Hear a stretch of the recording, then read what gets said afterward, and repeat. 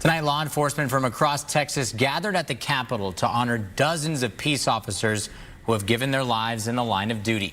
Fox 7's Marco Bittnell joins us live from the Capitol with a closer look at how they paid tribute. Marco.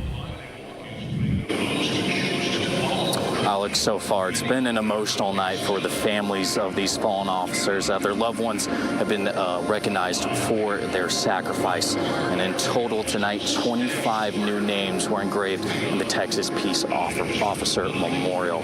Now, the ceremony tonight looked to honor the 25 of those officers who gave their lives in 2025, as well as in recent years as well. It all began earlier this evening as a procession of hundreds of officers made their way from Congress to the Capitol. Once here, the families of those fallen officers were gifted the Texas Medal of Honor and greeted by Governor Abbott, who made it clear that the medal and inscription on the memorial is only a small tribute in remembering their loved ones for their sacrifice. We know that there are no words that can fully repay what these officers and their families have given to us.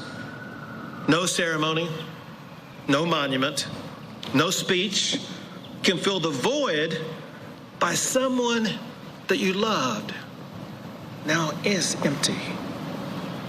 But we can give you this: our unwavering gratitude and our solemn promise that we will never stop honoring their legacy here in Texas. Among those to receive their loved one's medal or Texas Medal of Honor was the family of Austin Police Senior Officer Eric Lindsay. Lindsay was a 20-year department veteran who died in 2021 from complications after contracting COVID in the line of duty. And also tonight, 5 historical names of fallen peace officers were also added to that list as well, with some of their service dating back as far as the late 1800s. And it's a bit of an emotional moment as well right now. As you can hear behind me, bagpipes are being played as they are now closing out the night with a candlelight vigil as well. But for now, reporting from the Capitol, Marco Bittnell, Fox 7 Austin News.